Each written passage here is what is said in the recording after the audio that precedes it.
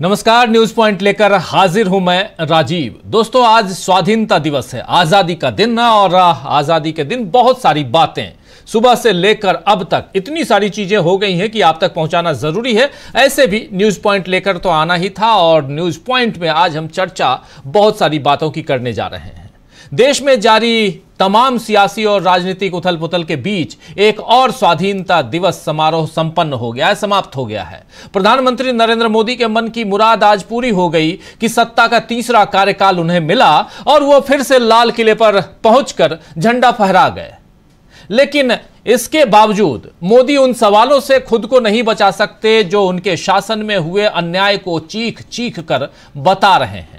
राहुल गांधी ने आज एक ट्वीट किया है जिसमें मणिपुर से आए लोगों के एक दल से उन्होंने मुलाकात की है और जिसका उन्होंने जिक्र किया है। मुलाकात के बाद राहुल गांधी उस ट्वीट में, इंग्लिश में एक लंबा चौड़ा ट्वीट है, इस पूरे ट्वीट को मैं पढ़ नहीं रहा हूं, लेकिन इसका जो हिंदी अनुवाद है छोटा सा, उसका अर्थ, उसका मतलब समझाने की कोशिश करता हूं। इस ट्वीट में दरअसल राहुल गांधी ने बताया है कि मणिपुर के लोग आज भी विस्थापन और अपनों से बिछड़ने का दर्द सह रहे हैं। वो इतने डरे हुए हैं कि अपने चेहरे नहीं दिखाना चाहते हैं, इसलिए केवल उनके हाथ दिखाए गए हैं। ये जो हाथ आप देख रहे हैं, ये वही हाथ है। ये चेहरे नहीं दिखाना चाहते हैं, लेकिन इतना डरे हुए हैं कि वो सिर्फ अपना हाथ दिखा रहे हैं। राहुल गांधी ने मोदी से एक बार फिर अपील की है इस ट्वीट के जरिए कि वे कम से कम एक बार मणिपुर जरूर जाएं, जैसे वायनाड गए थे।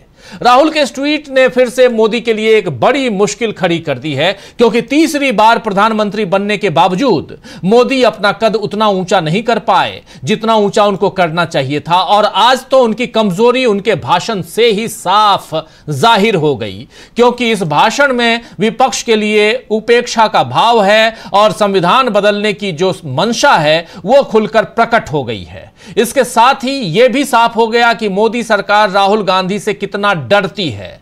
राहुल नेता प्रतिपक्ष हैं, आप जानते हैं, एलओपी हैं, लीडर ऑफ अपोजिशन, और इस नाते प्रोटोकॉल में प्रधानमंत्री और लोकसभा अध्यक्ष के बाद राहुल गांधी तीसरे स्थान पर आते हैं। लेकिन लाल किले के समारोह में उन्हें 5वीं लाइन में बिठाकर सरकार ने साफ कर दिया कि वो किसी न किसी तरह राहुल गांधी को अपमानित करने की कोशिश करती रहेगी। हालांकि राहुल का राजनीतिक कद अब इतना बढ़ चुका है कि उन्हें सबसे आखिरी सीट मिले तब भी वो चर्चा में बने रहेंगे। ये बात अब बीजेपी को भी समझ जाना चाहिए।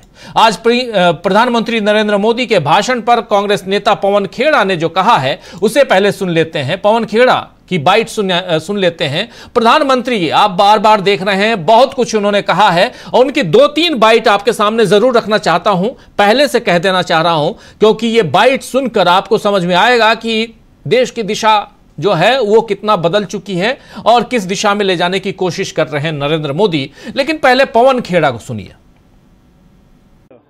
आप मुझे एक बात बताइए, आम आदमी किसी से बात कर दीजिए, लगता ही नहीं कि देश का प्रधानमंत्री बोल रहा है, लगता है बीजेपी का एक छोटा मोटा नेता बोल रहा है। ये अच्छी बात नहीं है। प्रधानमंत्री हैं देश के, उनको अपने पद की मर्यादा का ध्यान रखना चाहिए। संविधान की शपथ लेते हैं और बाबा साहब अंबेडकर द्वारा बनाया गया कोड, उसको आप कम्युनल कोड कहते हैं।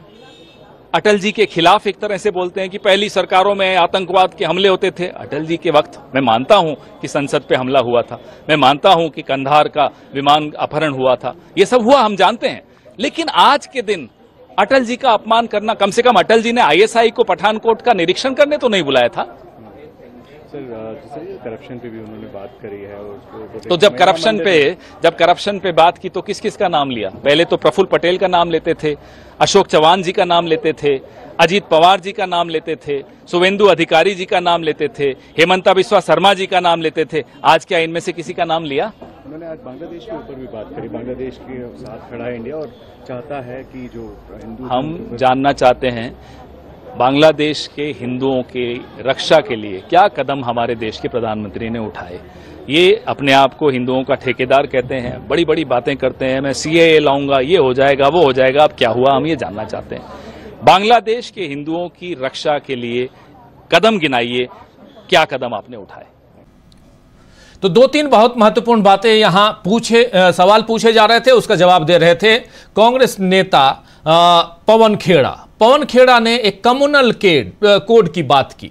दरअसल सिविल यूनिफॉर्म जो कोड है, यूनिफॉर्म सिविल कोड यूसीसी, उसका नाम लेकर सेकुलर सिविल कोड कहने का जो प्रधानमंत्री नरेंद्र मोदी ने दांव चला है आज, वो बीजेपी को फायदा नहीं दिलाएगा, ये साफ जाहिर हो रहा है। इसलिए क्योंकि यहां पर जब वो सिविल कोड की बात कर रहे हैं, यूनिफॉर्म सिविल कोड की बात कर रहे हैं, तो उसे कम्युनल बता रहे हैं। अभी तक ये सिविल कोड जो था वो कम्युनल था, अब उसे सेकुलर बनाने की बात नरेंद्र मोदी कर रहे हैं। आइए पहले सुन लेते हैं ये कम्युनल से सेकुलर और सिविल कोड की बात क्यों करते हैं और इससे क्या राजनीति साधने की कोशिश, किस तरह की राजनीति साधने की कोशिश कर रहे हैं नरेंद्र मोदी, जरा वो भी समझेंगे। पहले उनके इस भाषण को सुनिए, लेकिन उसके साथ साथ राहुल गांधी को आप देख रहे हैं, 5वीं पंक्ति में राहुल गांधी बैठे हुए हैं, खिलाड़ियों के बीच बैठे हुए। ये देखिए, ये तस्वीर देख लीजिए।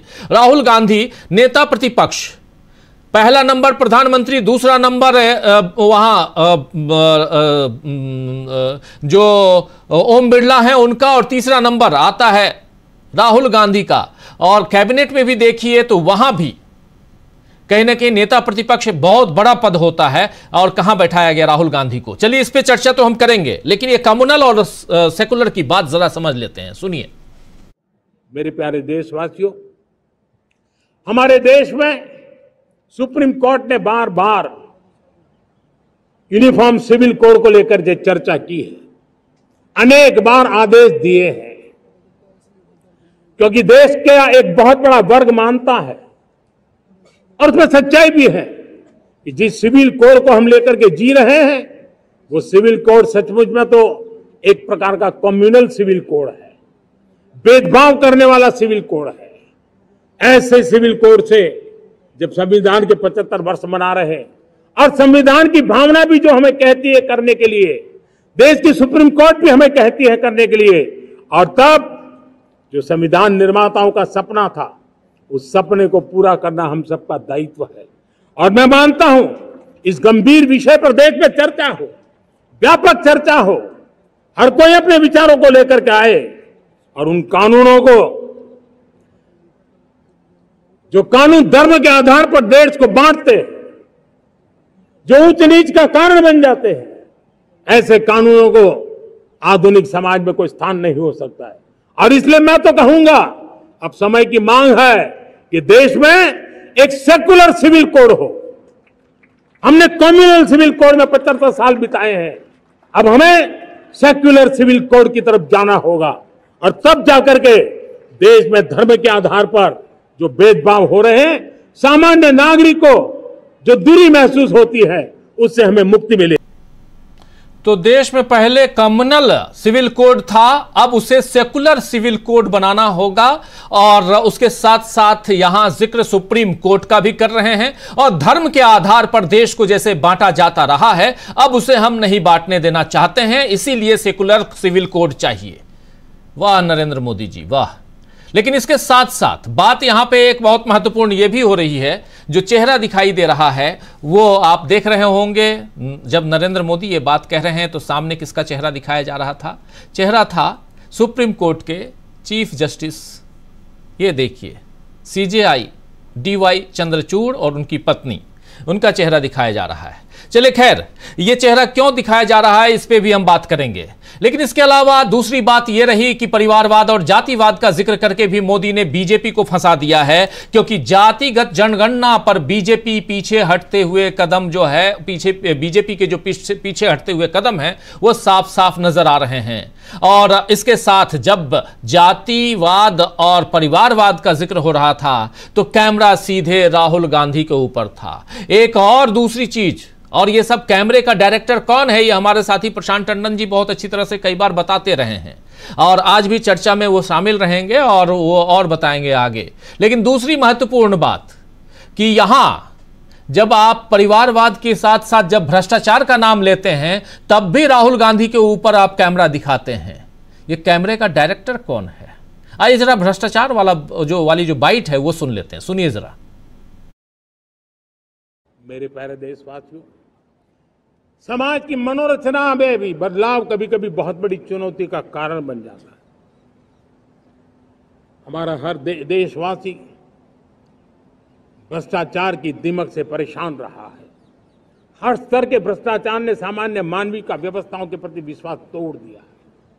उसको अपनी योग्यता क्षमता का प्रति अन्याय की जो गुस्सा होता है वो राष्ट्र की प्रगति में नुकसान करता है। और इसलिए हमने व्यापक रूप से भ्रष्टाचार के खिलाफ एक जंग छेड़ा है। मैं जानता हूं इसकी कीमत मुझे चुकानी पड़ती है, मेरी प्रतिष्ठा को चुकानी पड़ती है, लेकिन राष्ट्र से बड़ी मेरी प्रतिष्ठा नहीं हो सकती है, राष्ट्र के सपनों से बड़ा मेरा सपना नहीं हो सकता। और इसलिए ईमानदारी के साथ भ्रष्टाचार के खिलाफ मेरी लड़ाई जारी रहेगी, तीव्र गति से जारी रहेगी। और तो प्रतिष्ठा की बात कर रहे हैं नरेंद्र मोदी, भ्रष्टाचार का जिक्र कर रहे हैं, जीरो टॉलरेंस भ्रष्टाचार में इन्होंने कहा था। लेकिन क्या चल रहा है? क्या इस देश से भ्रष्टाचार खत्म हो गया? जरा सोचिएगा। चाहे गांव के लोग इस कार्यक्रम को सुन रहे हों या ना सुन रहे हों, चाहे शहर के लोग सुन रहे हों ना सुन रहे हों, कभी भी अपने ज़हन में जरा सोचिए, आप कहीं जाते हैं, क्या आपका काम बिना पैसा दिए हुए हो जाता है? अगर हो जाता है तो बहुत अच्छी बात है, मुझे ज़रूर बताइएगा, कमेंट बॉक्स में लिखिएगा कि मुझे कभी घूस देने की नौबत नहीं आई। घूस मतलब भ्रष्टाचार, सीधे शब्दों में बता रहा हूं। नरेंद्र मोदी यहां बात कर रहे हैं भ्रष्टाचार की, राजनीति में, और खासकर परिवारवाद की बात भी अभी से थोड़ी देर पहले हमने जिक्र किया, वहां भी राहुल गांधी को दिखाया जा रहा था। और लेकिन जब राहुल गांधी के ऊपर वार करते हैं तो नरेंद्र मोदी ये क्यों भूल जाते हैं कि ज्योतिरादित्य सिंधिया उन्हीं की पार्टी में हैं? वो क्यों भूल जाते हैं कि बांसुरी स्वराज उन्हीं की पार्टी में हैं? वो क्यों भूल जाते हैं कि अनुराग ठाकुर उन्हीं की पार्टी में हैं? वो क्यों भूल जाते हैं कि पंकज सिंह उन्हीं की पार्टी में हैं? वो क्यों भूल जाते हैं कि अमित शाह भी उन्हीं की पार्टी में हैं? लंबी फहरिस्त है, और किन किन का नाम लें, किन किन का नाम छोड़ें, लेकिन वहां भी राहुल गांधी का चेहरा ही क्यों दिखाया जाता है? ऐसे नेताओं की एक लंबी फहरिस्त है दोस्तों, और अब जनता भी बीजेपी की इस चाल की सच्चाई समझ चुकी है। भ्रष्टाचार के मुद्दे पर मोदी फंस गए हैं, परिवारवाद के मुद्दे पर मोदी फंस गए हैं, क्योंकि ये परिवारवाद हो कि भ्रष्टाचार हो, ये दोनों मुद्दे, और खासकर भ्रष्टाचार वाली बात जब आती है और इसका जिक्र अगर छेड़ते हैं तो पहले अदानी और सेबी के मामले पर उन्हें बोलना पड़ेगा। आज इन्होंने अदानी सेबी न कह के, लेकिन अदानी का बचाव करने की कोशिश करते हुए अखबारों का और खासकर बिजनेस अखबारों का जिक्र जरूर छेड़ दिया था। खैर, कांग्रेस वैसे भी 22 तारीख से आंदोलन छेड़ने वाली है, आप जानते हैं, और वो आंदोलन भी सेबी और अदानी के मसले पे है। तो बहुत कुछ यहां है जिस पर चर्चा होनी चाहिए। राहुल गांधी पीछे बैठते हैं, उनको पीछे बैठाया जाता है। इस पर कांग्रेस प्रवक्ता सुप्रिया श्रीनेत ने भी अपनी बात रखी है, जरा उन्हें सुन लेते हैं। सुप्रिया श्रीनेत को क्या कह रही हैं, सुनिए। नरेंद्र मोदी एक छोटी मानसिकता के और बड़े छोटे दिल के आदमी हैं, और इसका प्रमाण वो खुद ही बार बार दे देते हैं। एक बात और भी है कि छोटे मन के लोगों से बड़ी बातों की उम्मीद नहीं करनी चाहिए। आज स्वतंत्रता दिवस समारोह पर नेता प्रतिपक्ष राहुल गांधी को 5वीं लाइन में बिठाकर नरेंद्र मोदी आपने अपनी कुंठा तो दिखा दी, लेकिन इससे राहुल गांधी को कोई फर्क नहीं पड़ता है। कोई फर्क नहीं पड़ता कि वो 5वीं रो में बैठे या 50वीं रो में बैठे, वो जननायक है और उसी शिद्दत से लोगों के मुद्दे उठाएंगे जैसे वो उठा रहे हैं। लेकिन यह दिखाता है कि आप और आपकी सरकार के मन में लोकतंत्र के लिए, लोकतांत्रिक परंपराओं के लिए, नेता प्रतिपक्ष के लिए तनिक भी इज्जत नहीं है। क्योंकि सच यह है कि नेता प्रतिपक्ष की रैंक कैबिनेट मंत्री की होती है। पहली रो में सारे कैबिनेट मंत्री बैठे हुए थे, लेकिन नेता प्रतिपक्ष राहुल गांधी को ही 5वीं रो में नहीं बिठाया गया। खड़गे जी के लिए भी सीट जो थी वो 5वीं रो में ही थी। एक बेवकूफी का बयान रक्षा मंत्रालय की ओर से आया है। ऐसा इसलिए किया गया क्योंकि हम ओलंपियंस को इज्जत और सम्मान देना चाहते थे। बिल्कुल देना चाहिए, ओलंपियंस को सम्मान दीजिए, विनेश फोगाट को भी सम्मान दीजिए, लेकिन क्या यह सम्मान अमित शाह, जेपी नड्डा, निर्मला सीतारमण, जयशंकर नहीं देना चाहते थे? तो आपके बयान जो है वो आपकी कलाई और खोल रहे हैं, तो बयान ना दीजिए, इससे बेहतर होगा। नेता प्रतिपक्ष लोकतंत्र में इसलिए जरूरी है क्योंकि वो सरकार को जवाबदेह बनाता है, वो सरकार को कटघरे में खड़ा करके लोगों के मुद्दे उठाता है। असलियत यह है कि राहुल गांधी से आप लोग असहज हो जाते हैं। वो आंख में आंख डाल के आपसे सवाल पूछते हैं, वो आपके भ्रष्टाचार को, आपकी नाकामियों को, आपकी विफलताओं को आपके मुंह पर कहने की ताकत रखते हैं, तो आप उनसे आंखें चुराते हैं। लेकिन कोई फर्क नहीं पड़ता, आप 5वीं रो में बैठाइए या 50वीं रो में, राहुल गांधी फिर भी राहुल गांधी रहेंगे। लेकिन ये कर एक बार फिर से आप लोग कितने छोटी मानसिकता के क्षुद्र, बिल्कुल चूहे के कलेजे वाले लोग हैं, ये फिर से आपने सिद्ध कर दिया। तो सुन रहे थे आप सुप्रिया श्रीनेत, 5वीं रो में बैठाएं या 50वीं रो में बैठाएं राहुल गांधी को, आपकी जो मानसिकता है वो साफ झलक रही है। और न सिर्फ राहुल गांधी को बल्कि एलओपी दूसरी तरफ राज्यसभा में आप जानते हैं मल्लिकार्जुन खड़गे हैं और कांग्रेस पार्टी के अध्यक्ष भी हैं, उनको भी 5वीं रो में बिठाने के लिए उनको भी वही जगह दी गई थी। तो यहां एक मानसिकता साफ झलक रही है। हालांकि रक्षा मंत्रालय का कहना है कि राहुल गांधी अपनी मर्जी से वहां बैठे थे और उनके लिए आगे ही जगह दी गई थी। क्या सच है क्या गलत है, और यह भी किसी मीडिया हाउस के हवाले से मैं कह रहा हूं, रक्षा मंत्रालय के हवाले से उस मीडिया हाउस ने लिखा है, इसलिए आप तक पहुंचा रहा हूं। हमारे पास इसकी पुष्टि नहीं है, क्या सच है क्या झूठ है ये रक्षा मंत्रालय और वो मीडिया हाउस जाने। लेकिन जो सच है वो, और जो कांग्रेस का बयान है वो आपके सामने हमने रख दिया। 2 बयान आपके सामने कांग्रेस के रखे, जिसमें साफ साफ यहां पर खुल के कहा जा रहा है कि राहुल गांधी को 5वीं रो में पीछे बैठाया गया, जबकि कैबिनेट रैंक का होता है एलओपी, और उनको अगर इतना पीछे, ये ओछी मानसिकता को दर्शाता है। लेकिन इसके साथ साथ आज के भाषण में नरेंद्र मोदी ने कहीं ना कहीं अपनी उस मानसिकता को जाहिर करने की कोशिश कर दी, जिस मानसिकता के जरिए वो पिछले 10 सालों से आगे बढ़ते रहे हैं। और यहां पर उसके साथ साथ एक ब्रेक, और उस ब्रेक के बाद भी नरेंद्र मोदी खुद को संभालते हुए नहीं या संभालने की कोशिश करते हुए नहीं, बल्कि सीधा का सीधा हमला करते हुए और झूठ पे झूठ और बहुत ऐसी बातें करते हुए नजर आए, जिससे साफ नजर आता है कि नरेंद्र मोदी एक चुनावी भाषण दे रहे थे लाल किले की प्राचीर से। इसी बीच एक और तस्वीर बीजेपी ने शेयर साझा की है ट्विटर पे। चाहूंगा उस तस्वीर को अगर ला सकते हो, आज ट्वीट किया है जिसमें लुटेरा, देखिए ये बीजेपी ने अपने ट्विटर हैंडल से लंबे संघर्ष, त्याग और बलिदान के बाद हमें आजादी मिली, लेकिन देश की आजादी के बाद भी कांग्रेस देश को लूटती रही। तो आइए इस स्वतंत्रता दिवस पर प्रण लें, भारत को बर्बाद करने और साजिश रचने वाले जयचंदों की नापाक साजिशों को सफल नहीं होने देंगे। इसमें 3 चेहरे आप देख रहे हैं। एक है सबसे सामने दिखाई दे रहे हैं राहुल गांधी, उसके अलावा राहुल गांधी के अलावा एक साइड आपको जवाहरलाल नेहरू जी, पंडित जवाहरलाल नेहरू, देश के पहले प्रधानमंत्री, और स्वर्गीय इंदिरा गांधी, और जो देश के लिए शहीद हो गई, उनका चेहरा, और इनके सामने लुटेरे। ये वीडियो है, देखेंगे तो आप सहम जाएंगे कि इतनी ओछी मानसिकता भी, एक पत्रकार होने के नाते मैं ये सीधा सीधा कह रहा हूं कि इतनी ओछी मानसिकता राजनीति में आज के दिन, स्वाधीनता दिवस के दिन, आजादी के दिन, ये नहीं होनी चाहिए जो आज बीजेपी ने अपने ट्विटर हैंडल से किया है। चलिए अब चर्चा को आगे बढ़ाते हैं। नरेंद्र मोदी आखिर कह क्या गए और आज क्या राहुल गांधी ने बाजी मार ली है, इसी की शुरुआत करते हैं। हमारे साथ कुछ वरिष्ठ साथी जुड़े हुए हैं, उन सबसे पहले आपका परिचय करवाता हूं और आगे बढ़ते हैं। देखिए हमारे साथ इस वक्त 5 वरिष्ठ साथी जुड़े हुए हैं। हमारे साथ प्रशांत टंडन जी हैं, डॉक्टर प्रकाश हिंदुस्तानी जी हैं, धनंजय कुमार जी हैं, डॉक्टर दीपक पाचपोर जी और अमलेंदु उपाध्याय जी हैं। आप पांचों का स्वागत है, इस्तकबाल है। स्वागत इस्तकबाल आप तमाम दोस्तों, साथी, शुभचिंतक आप सबका जो अब तक जुड़ चुके हैं, जो जुड़ने वाले हैं इस कार्यक्रम में।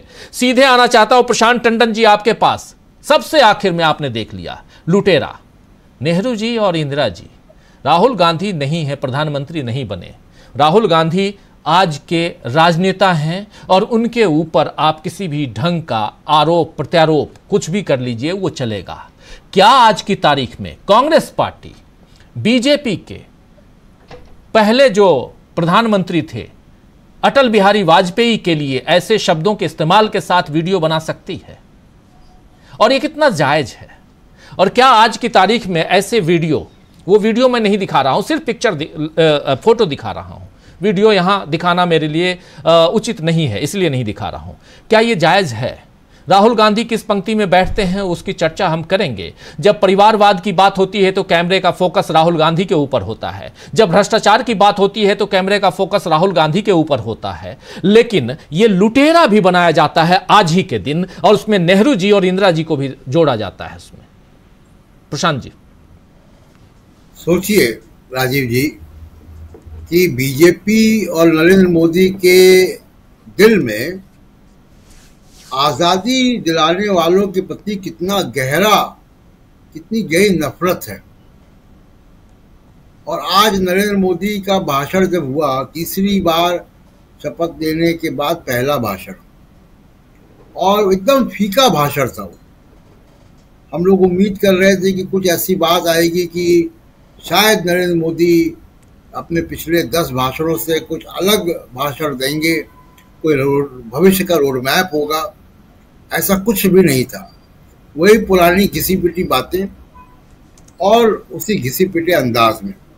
लेकिन जो ये वीडियो जारी किया है नेहरू का, आप मुझे बताएं कि नरेंद्र मोदी 10 साल से प्रधानमंत्री हैं। पंडित नेहरू पहले प्रधानमंत्री थे, अंग्रेज देश को लूट चुका था, उसके बाद वो प्रधानमंत्री बने। और आज जो भी संस्थान है, IIT, ISRO, Bhabha atomic centre, Bhakra बंदर डैम, आप गिनाते जाएं, कोई भी लैबोरेटरीज, BHEL, HAL, HMT, ये सब कुछ नेहरू के समय की बनाई हुई चीजें हैं। यानी NSD और FTII भी,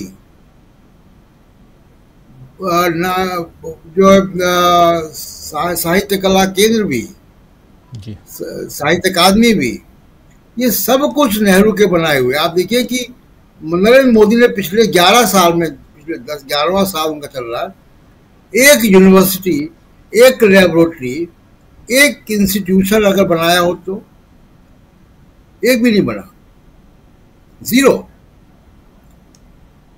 तो आप अपनी खींच और अपनी खिसियाहट निकालते हैं इस तरीके से। नेहरू, आप तीसरी बार शपथ लेकर नेहरू बन जाएंगे। नेहरू की पूरी दुनिया में साख थी। नेहरू विद्वान थे, किताबें लिखी हैं, वो किताब आज भी लोग पढ़ते हैं। हम लोगों ने अपने खास जीवन में पढ़ी वो किताबें। मोदी साहब ने नहीं पढ़ी होंगी, मुझे यकीन नहीं होता कि पढ़ी होंगी। किताबें पढ़ी होती तो ऐसा व्यक्तित्व न बनता उनका जैसा है। तो दूसरा, आपने राहुल गांधी को 5वीं सीट में बैठा दिया। देखिए, मिनिस्ट्री ऑफ डिफेंस का वो प्रोग्राम होता है लाल किले पे, 26 जनवरी और 15 अगस्त के कार्यक्रम मिनिस्ट्री ऑफ डिफेंस ऑर्गेनाइज करता है। मिनिस्ट्री ऑफ डिफेंस और ब्यूरोक्रेसी को राहुल गांधी का प्रोटोकॉल पता है। राहुल गांधी का ना लीडर, नेता प्रतिपक्ष का पता है उसको कहाँ बैठाना चाहिए। वो अधिकारी गड़बड़ नहीं करते हैं, ये ऊपर से आया होगा उनके ऊपर आदेश कहाँ बैठाना है। ये छोटी राजनीति जो है, ये ओछापन अभी इन्हीं के कार्यकाल में देखने को मिल रहा है। जरा याद कीजिए राजीव जी कि जब मनमोहन सिंह प्रधानमंत्री थे तो सामने की सीट पे आडवाणी, मुरली मनोहर जोशी, सुषमा स्वराज बैठे हुए दिखाई देते थे।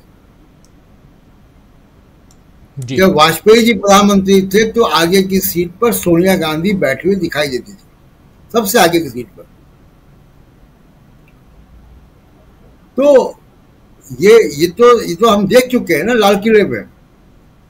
तो नेता प्रतिपक्ष को की सीट कहाँ आई अधिकारी जानते हैं।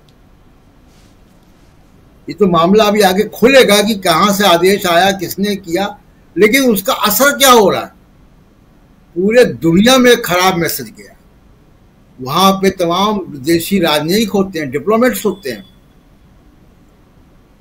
आपने उन सब के सामने अपनी छोटी राजनीति, अपनी छोटी मानसिकता दिखा दी कि हमारे देश में लोकतंत्र जो है वो बनाना रिपब्लिक है, हम व्यक्तिगत बदले लेते हैं जी। और इस तरीके से आपने एक अच्छे कार्यक्रम को आपने खराब बेस्वाद चीजों में बदल दिया। अब राहुल गांधी को आपने पिछले बैठा दिया। वो चर्चा हो रही राहुल गांधी की मीडिया में, सोशल मीडिया में, जनता के बीच में चर्चा तो राहुल गांधी की हो रही है। तो उल्टा असर हो गया। आप करने कुछ जाते हो, कुछ और जाता है। बिल्कुल। उसके अलावा जो स्पीच में आपने बोला, मैं एक बात और बस आखिरी कह दूं, स्पीच में जो आपने बोला communal civil code, secular civil code, और उसमें जरा चीफ जस्टिस ऑफ इंडिया का रिएक्शन देख लीजिए आप, उनकी बॉडी लैंग्वेज देख लीजिए, उनको क्या कैसे वो देख रहे हैं। जो आप सुप्रीम कोर्ट का भी हवाला दे रहे हैं, वो भी गलत हवाला दे रहे हैं। लाल किले पे खड़े होकर आप झूठ नहीं बोल सकते, वो बड़ी ऐतिहासिक जगह है, वहां पे आप गलत बयान नहीं कर रहे हैं। और आप एक जो है, क्योंकि आपका जो कार्यकर्ता है, जो समर्थक है आपका, वो हतोत्साहित है, वो पार्लियामेंट में आपको देख रहा है कि आप बोल नहीं पा रहे हो, वो देख रहा है कि आपको सहयोगियों के दबाव में वक्फ का बिल वापस लेना पड़ रहा है, वो देख रहा है कि आप दबाव में ब्रॉडकास्टिंग बिल आपको वापस लेना पड़ रहा है। तो अपने समर्थकों के लिए कि हमारे पास अभी वो इश्यूज हैं, तो आप कॉमन सिविल कोड ले आए। अब क्या ये माना जाए कि कॉमन सिविल कोड आप लाल किले से उठा रहे हैं मामला, तो इसमें नीतीश कुमार और चंद्रबाबू नायडू की सहमति भी होगी। वो अगले आने वाले कुछ दिनों में हमको दिख जाएगा कि कितनी सहमति है, कितनी नहीं है। बहरहाल आज लाल किले से जो मोदी साहब ने किया, वो बहुत घटिया और खराब संदेश गया है। तीसरी बार शपथ लेकर केवल नंबर बनाने से आप महान नहीं बन जाते हैं, महान काम करने पड़ते हैं महान बनने के लिए। जी बिल्कुल बिल्कुल, महान काम करने पड़ते हैं महान बनने के लिए। तीसरी बार आप शपथ लेकर लाल किले की प्राचीर पर पहुंच गए, लेकिन वहां से जो भाषण आपने दिया, उस भाषण के बहुत चर्चा, और उस चर्चा में जो बातें निकल के आ रही हैं, वो कहीं ना कहीं आप मिथ्यावाचन या असत्य कह लें, झूठ कह लें, उसका वहां पर्दाफाश भी हो रहा है। जल्दी से आना चाहता हूं धनंजय जी आपके पास। धनंजय जी, कॉमन सिविल कोड की बात जो कम्युनल सिविल कोड से होते हुए सेकुलर सिविल कोड तक पहुंच जाती है, और इसकी चर्चा, यूसीसी की चर्चा खूब होती रही है, लेकिन ये और बीजेपी का एक एजेंडा भी रहा है। लेकिन आज तक इस यूसीसी की जब भी बात हुई, और आज जब नरेंद्र मोदी बात कर रहे हैं, तो उसको साफ साफ कह रहे हैं वो कम्युनल था, और साफ ये भी कह रहे हैं कि धर्म के आधार पर मैं देश को बंटने नहीं दूंगा। किसने बांटा धर्म के आधार पर देश को? पिछले 10 साल से देश में चल क्या रहा है? धर्म के आधार पर देश को बांटा नहीं जा रहा है, तो क्या किया जा रहा है? और निजाम किसका है? यह सवाल तो पूछा जाएगा। लेकिन इसके साथ साथ जब सेकुलर सिविल कोड की आप बात करते हैं, तो किसके लिए करते हैं आप रखना क्या चाहते हैं और कहना क्या चाहते हैं? यह सवाल तो पूछा जाएगा। राहुल गांधी की बात हम कर रहे हैं, परिवारवाद की बात भी करेंगे, लेकिन यह एक महत्वपूर्ण बात इसलिए क्योंकि आप कम्युनल से सेकुलर पे आने की बात कर रहे हैं, लेकिन कम्युनल बनाया किसने है? ये सवाल तो पूछें। और जो प्रशांत टंडन जी बात कह रहे हैं बहुत महत्वपूर्ण, कि जब ये चर्चा कर रहे हैं, जब भाषण में कम्युनल और सेकुलर की बात कर रहे हैं, सिविल कोड की बात कर रहे हैं, तो उस समय सुप्रीम कोर्ट का हवाला दे रहे हैं नरेंद्र मोदी, और उसके साथ साथ वहीं पर चीफ जस्टिस बैठे हुए हैं। उनका हाव भाव, आप बॉडी लैंग्वेज देख लीजिए, वो भी आश्चर्यचकित हैं कि आखिर कह क्या कर रहे हैं यहां पर प्रधानमंत्री नरेंद्र मोदी। धनंजय जी,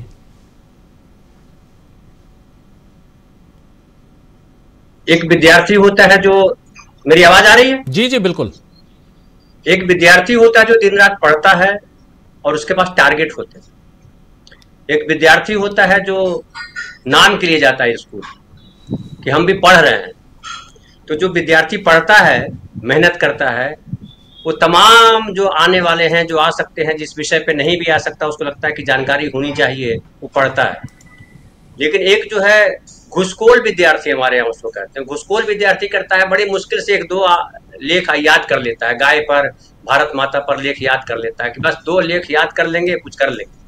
उसके बाद जहां भी जाता है वही वो गाय पर लेख सुनाएगा या भारत माता पर लेख सुनाएगा, 2 ही लेख उसको आता ही बेचारे को। अब जो जिस कुर्सी पे बैठ गया है आदमी, वो विद्यार्थी ऐसी कुर्सी पे बैठ गया जिसको अंतर्राष्ट्रीय मामलों पे बोलना पड़ता है, जिसको देश की आजादी पे बोलना पड़ता है, जिसको भविष्य की योजनाओं पे बोलना पड़ता है, जिसको बाकी ढेर सारी चीजें जो मानवीय जगत के लिए जरूरी है उस पर बोलना पड़ता है। तो क्या बोलेगा भाई? वो पहली लाइन तो वो बोलेगा, उसके बाद फिर वो आ जाएगा गाय पे लेख सुना देगा, फिर वो आ जाएगा भारत माता पे लेख सुना देगा। वही कर रहे हैं। और जो प्रशांत भाई कह रहे थे कि कौन सी पंक्ति में बिठा दिया, फिर आपने बताया कि जो है फलाना किसी मीडिया हाउस ने यह कहा कि रक्षा मंत्रालय ने यह बयान दिया है। मैंने दूसरे मीडिया हाउस का भी देखा, एक और मीडिया हाउस है जो बड़ा, जो ये तो अभी 4 दिन पहले आया है, ये मीडिया हाउस जिसका आप जिक्र कर रहे हैं, TV9, लेकिन उससे पुराना मीडिया हाउस जो हिंदुस्तान अखबार है, उसने तो कहा कि जो है उनके लिए बैठने की जगह थी। ये रक्षा मंत्रालय की तरफ से ही बयान उसने भी दिया, उसका वीडियो भी है। उसने कहा है कि लेकिन वहां पे बिठाना पड़ गया, ओलंपिक के खिलाड़ी आ गए, इसलिए राहुल गांधी को पीछे बिठाना पड़ गया। तो इस देश में ये क्या करते हैं, ये वही तो करते हैं। ये इतना इनके पास क्या यूनिवर्सिटी खोली, और क्या जो प्रशांत भाई बोल रहे थे, तो इन्होंने तो व्हाट्सएप यूनिवर्सिटी खोली है। तो व्हाट्सएप यूनिवर्सिटी में तो यही चलता है, ये खुद व्हाट्सएप यूनिवर्सिटी दिन भर पढ़ते रहते हैं। तो व्हाट्सएप यूनिवर्सिटी में जो पढ़ते हैं उनको क्या समझ में आएगा। और एक और मैं अपने गांव की एक बात बताता हूँ। हमारे गांव में जब चौपाल पे लोग बैठते थे तो हर आदमी अपनी अपनी कहानी सुनाता था, और उसकी वजह से उसकी चर्चा होती थी कि अरे ये बड़ा रामायण जानते हैं, फलाना महाभारत जानते हैं, फलाना ग्रंथ जानते हैं।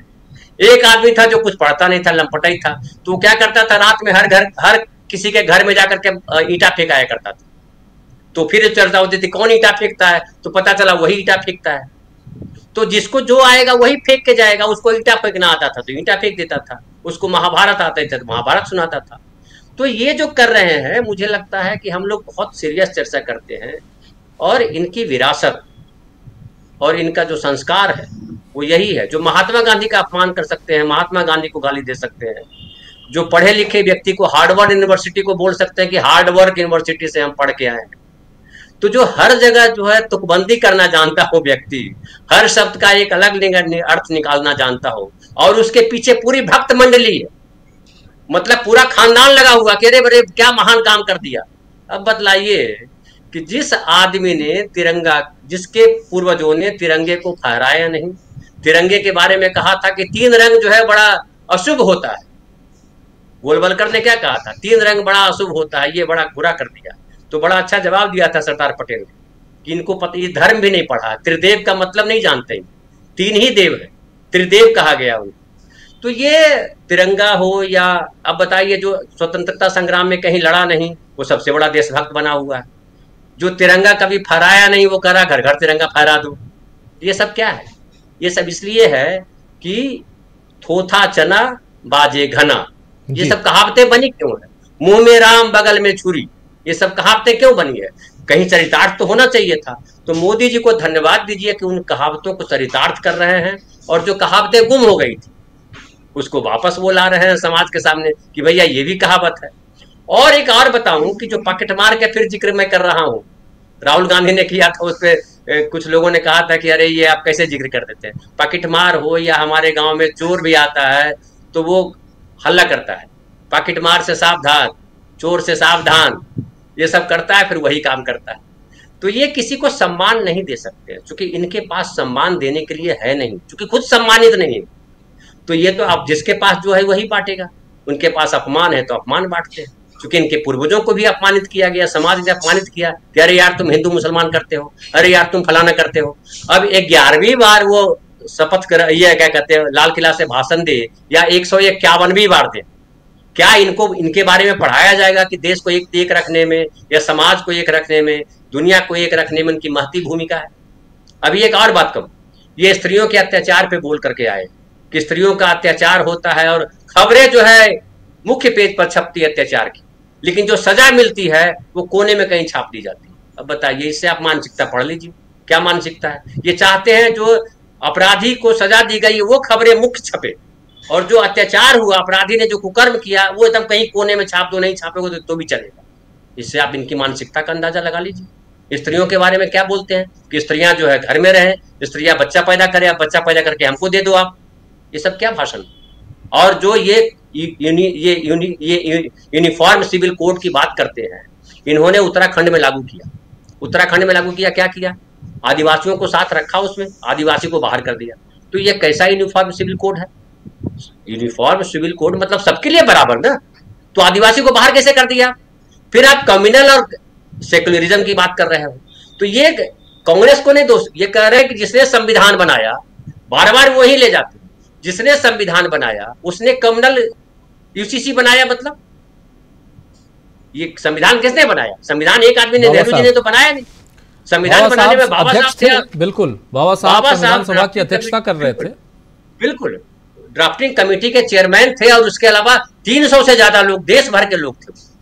मोदी जी भले नहीं थे, मोदी जी के पूर्वज भी नहीं थे। श्यामा प्रसाद मुखर्जी का क्या योगदान है वो इतिहास में पढ़ लीजिए। तो इतने सारे लोगों ने देश के, तमिलनाडु हो, कन्याकुमारी हो, बिहार हो, बंगाल हो, जम्मू कश्मीर हो, कहीं के भी लोग हो, सब जगह के लोग मिलकर के, जम्मू कश्मीर तो उस समय नहीं था, लेकिन पूरे देश के लोग बैठ करके जो है वो संविधान का निर्माण कर रहे थे। महिला भी थी, वो दलित भी थे, सवर्ण भी थे, तमाम तरीके के लोग। और जब संविधान का निर्माण हो रहा था तो खाली कागज पे बैठ के कोई लिख नहीं दिया था, उस पर बड़ी लंबी बहस हुई थी। बहस होने के बाद सब तय किया गया था।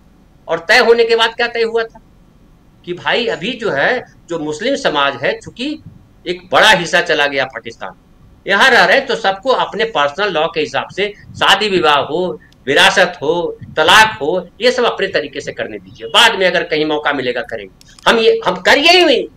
आप सिविल कोड लाइए, हिंदू सिविल कोड लाया हुआ है। आप बताइए कि तमिलनाडु में शादी मामा भांजे में हो जाती है, मामा भांजी शादी कर देते, बिहार में करने जाइए झगड़ा हो जाएगा। हालांकि कर रहे हैं, बिहार के भी जो सांसद हैं, अभी तो झारखंड के सांसद हो गया है, उन्होंने अपनी मेरी बहन से शादी की है, मैं नाम नहीं लूंगा। उसके अलावा जब आप हिंदू कोड बिल पढ़ते हैं तो उसमें लिखा हुआ कि आपकी माता के डायरेक्ट रिश्तेदार जो है उनसे नहीं होगी शादी, उनके परिवार में आपके पिता के जो एक खून वाला है उससे नहीं होगी शादी। वो विस्तार से उधर है। लेकिन एक बहुत महत्वपूर्ण बात आप कह रहे हैं, आप ही की बात को आगे बढ़ाता हूं। एक महत्वपूर्ण बात यहां आप कह रहे हैं कि बाबा साहब अम्बेडकर या संविधान का जो जिक्र अभी से थोड़ी देर पहले जो लोकसभा चुनाव बीते हैं, उन चुनावों में संविधान को बचाने की बात विपक्ष करता रहा, और यहां कहीं ना कहीं उसी संविधान पर हमला करते हुए आज नरेंद्र मोदी नजर आए, जो कह रहे हैं 75 साल से ये जो सिविल कोड है, यूनिफॉर्म सिविल कोड, ये कम्युनल सिविल कोड था। आप यही बताने की कोशिश कर रहे थे। इसका मतलब आप संविधान को कहीं ना कहीं ठेंगा दिखाने की कोशिश कर रहे हैं। बिल्कुल। उसके अलावा अभी ये पिछले लंबे समय से कह रहे हैं ये जो है समाजवादी या धर्मनिरपेक्षता शब्द जो है बाद में जोड़ा गया, इंदिरा गांधी ने जोड़ लिया। तो अभी आप धर्मनिरपेक्षता कैसे बोल रहे हो? आप कैसे कह रहे हो कि सेक्युलर यूसीसी चाहिए? अभी आडवाणी जी आपके बोलते बोलते बूढ़ा हो गए कि छद्म धर्मनिरपेक्षता है, तो अभी आप सेक्युलर कैसे वर्ड लेके आ रहे हो? आप अपने ही चीजों को नहीं संभाल पा रहे हो, आप अपनी जगह खड़े नहीं हो। और जब सेकुलर कहते हो तो सेकुलर का मतलब आम आदमी क्या समझता है? वो समझता है कि सेकुलर कह रहा है इसका मतलब हिंदू मुसलमान की बात कर रहा है। नहीं, सेकुलर का मतलब होता है कि तमाम धर्मों के लोगों के बीच जो है सम्मान की बात करना। किसी भी, हम धर्मनिरपेक्ष है, उसकी हिंदी धर्मनिरपेक्ष बोलते हैं ना। धर्मनिरपेक्ष का मतलब क्या होता है कि आप अपना करो, संविधान हमारा धर्म, शासन का धर्म है संविधान। तो जो व्यक्ति संविधान का सम्मान नहीं करता है, संविधान को माथे पे झूठ, देखिए देवी देवताओं की पूजा पाठ, कांवड़ यात्रा, फलाना फलाना कितना ढोंग है आपको पता है। सारे बाबा क्या क्या कर रहे हैं, रोज बाबा के पाखंड सामने आते हैं। वैसे ही ये संविधान को माथे से लगाते हैं। अरे किसी एक चीज को माथे से लगा लो। आप सबको माथे से लगाते हो और सबका अपमान करते हो, सबको माथे से लगाते हो पब्लिक के सामने, फिर उधर फेंक देते हो, जिससे शूटिंग में होता रहता है। सिनेमा में शूटिंग में क्या होती है? सिनेमा में शूटिंग में पहले वो पिता बन के कोई कैरेक्टर आता है, उसको पाँव छूता दिखाता है कैमरे के सामने, बाद में वो पता चलता है कि वो तो जूनियर आर्टिस्ट था, तो उसका सामने बैठने नहीं देता है। वही करते हो। तो ये इनका किया, इनका धरा देश देख रहा है, और मुझे लगता है इस देश का नागरिक ही सब कुछ। इनके भाषण से, इनके तमाम चीजों से, 93 मिनट का भाषण देते हैं या 93 दिन का भाषण देते हैं, वो भाषण से सार क्या निकलता है? सार निकलता है कि इनके मन में न संविधान के प्रति सम्मान है, न महिलाओं के प्रति सम्मान है, न किसी धर्म के प्रति सम्मान है, न किसी व्यक्ति की गरिमा का सम्मान है। जो गांधी को गाली दे, नेहरू को गाली दे, पटेल को गाली दे, संविधान बनाने वाले को गाली दे, वो किसका हो सकता है? ये किसी का नहीं है। जी जी जी, आना चाहता हूं डॉक्टर दीपक पासपोर्ट जी आपके पास। जरा आपसे भी समझना चाहता हूं कि एक तरफ सिविल कोड की बात, दूसरी तरफ परिवारवाद और जातिवाद की बात होती है, और जातिवाद और परिवारवाद पर भी कैमरा जो है सीधे जाता है राहुल गांधी के ऊपर। लेकिन यहां दूसरी बात सबसे महत्वपूर्ण कि जब जातिवाद की बात करते हैं तो आप जाति आधारित जनगणना या किसी भी तरह की जनगणना की बात नहीं करते। आप अगले 5 साल 10 साल के रोड मैप की बात नहीं करते, लेकिन विजन 2047 की बात बात आप जरूर करते हैं, यानी 2047 में भारत को विकसित राष्ट्र बनाएंगे, लेकिन कल को क्या होगा इसकी चर्चा नहीं होती है। और इसी लाल किले की प्राचीर से एक रोड मैप दिखाई देना चाहिए। अभी तक हम लोग वही देखते आए हैं, लेकिन पिछले 10 साल से लगातार धीरे धीरे उम्मीद यह थी कि 240 वाले नरेंद्र मोदी, 303 के बाद 240 वाले नरेंद्र मोदी थोड़ा संभल के, थोड़ा सहज होकर बातें अपनी रखेंगे और साथ साथ ये भी करेंगे कि एक रोड मैप रहेगा। आज की तारीख में क्या वो कहां गए? 100 क्या सिटी की बात होती थी, डेवलप्ड सिटी, क्या सिटी की बात, स्मार्ट सिटी, जी स्मार्ट सिटी। फिर बात होती थी किसानों की आय दोगुनी, 2022 तक बात होती थी सबके सिर पे छत यानी घर, इसकी बात होती थी। बुलेट ट्रेन तो भूल ही जाइए, ऐसी बहुत सारी चीजें। लेकिन अब ये सारी बातें ना करके अब सीधे 2036 में ओलंपिक करवाएंगे। लेकिन एक आपकी ओलंपिक विजेता जो या तो गोल्ड जीतती और हारती भी तो सिल्वर लाती, उसके लिए आप जब वो जीत के वहां तक पहुंचती है एक लाइन नहीं लिखते हैं, और जब वो वहां से उसे बाहर कर दिया जाता है तो आप उसके लिए संवेदना के 4 शब्द लिख देते हैं। मणिपुर के बारे में आप कुछ नहीं कहते हैं, रोड मैप की बात होती है। डॉक्टर दीपक पाचपुर जी। राजू जी, देखिए, हमारे प्रधानमंत्री मोदी साहब ने जब से भाषण देना शुरू किया है, इसके पहले के हम सब पत्रकार हैं, हम में से शायद हर किसी ने प्रधानमंत्रियों के भाषणों को या तो लिखा होगा या उस प्रकार से उसकी रिपोर्टिंग की होगी या उसके बारे में समीक्षा की होगी। उसमें यह देखा जाता था कि किस प्रकार से जो विकास की जो यात्रा है वो कोई प्रधानमंत्री किस प्रकार से उसे आगे बढ़ाता है। लेकिन प्रधानमंत्री मोदी के बाद कम से कम पहला, चलिए 2014 का भाषण को हम छोड़ भी दें, तो दूसरे तीसरे के बाद अब हम केवल मोदी जी के प्रधानमंत्री के रूप में भाषणों की केवल विरोधाभास और विसंगतियों की ही समीक्षा करते हैं। इसका मतलब यह है कि आपके पास ठोस कोई भी चीज जो है वो देने के लिए न तो आज से 10 साल पहले थी और न तो आज तक आप ऐसी कोई चीज विकसित कर चुके हैं। विकसित करने के नाम पे आपके पास एक ऐसा भारत है और एक ऐसी योजना है जो बिल्कुल अव्याख्यायित है, अपरिभाषित है। अरे आप करेंगे कैसे, ये इसका कोई अता पता नहीं है। आपने किसको अपनी योजनाओं में किसको शामिल किया? देखिए, 2000 मुझे ऐसा लगता है कि पूरी दुनिया में भारत ऐसा अकेला देश होगा जिसने इतनी दीर्घकालीन जो है वो योजना बनाई है। ऐसी योजना बनाना क्या कोई मजाक है कि आपने न तो विशेषज्ञों की राय ली, न तो आपने विपक्ष को साथ में लिया, न तो आपने जनता से बातें की। हालांकि मोदी कहते हैं कि हमने बहुत सारी योजनाओं के ऊपर लोगों की राय वगैरह भी ली है, लेकिन राय जो भी आई हो आप करेंगे वही जो मोदी जी चाहेंगे। तो कुल जमा इन आज की जो सारे के सारे जो चीजें हैं उसमें मुझे ऐसा लगता है कि मोदी जी 3 प्रकार की मानसिकता के साथ इस भाषण को पढ़ने के लिए आज लाल किले की प्राचीर पे पहुंचे होंगे। पहली बात, उनका एक बड़ा सपना था और वो बोल के गए थे कि अगला जो प्रधानमंत्री के रूप में मैं ही झंडा फहराऊंगा। तो ये उत्साह का एलिमेंट तत्व जो है थोड़ा सा उनके अंदर जरूर रहा होगा। लेकिन जब वो भाषण देना उन्होंने शुरू किया होगा या उनको पहुंचते पहुंचते ये एहसास हो गया होगा कि अब मैं पहले जैसा प्रधानमंत्री, मजबूत प्रधानमंत्री नहीं हूं और मेरे साथ जो 2 दल हैं वो दल अगर इसी समय घोषणा कर दे कि हम भारतीय जनता पार्टी से समर्थन वापस कर रहे हैं तो शायद मोदी जी को आधा भाषण छोड़ के ही न उतरना पड़ जाए। तो एक वो जो भय है कि मैं कमजोर सरकार का प्रतिनिधि हूँ, कमजोर सरकार का नेतृत्व कर रहा हूँ, वो दूसरा भय भी कहीं अंदर छुपा हुआ है। और तीसरी चीज, उनको अपनी उस गिरती हुई छवि का पुनर्निर्माण भी करना है, जिसके मुकाबले राहुल गांधी जो है वो इतने मजबूत हो गए हैं कि उन्हें 5वीं रो में बैठाना पड़ रहा है। राहुल गांधी को ये इतनी बड़ी गलती की है, मुझे नहीं लगता कि ये किसकी सलाह है क्या है, लेकिन राहुल गांधी को आज आपने पीछे बैठा के जो है पूरा का पूरा आज का जो भाषण है वो सारा का सारा केंद्रित कर दिया है आपके विषय पर नहीं, बल्कि राहुल गांधी के साथ जो आपने ट्रीटमेंट दिया है इसको लेकर निश्चित रूप से कल देखिए बहुत बड़े पैमाने पे इस पे आज से ही इसकी चर्चा शुरू हो गई है। और सीधे सीधे कहा जा रहा है कि 2 ऐसे कारण हैं, तो ये मोदी जी के व्यक्तित्व के हिस्से हैं।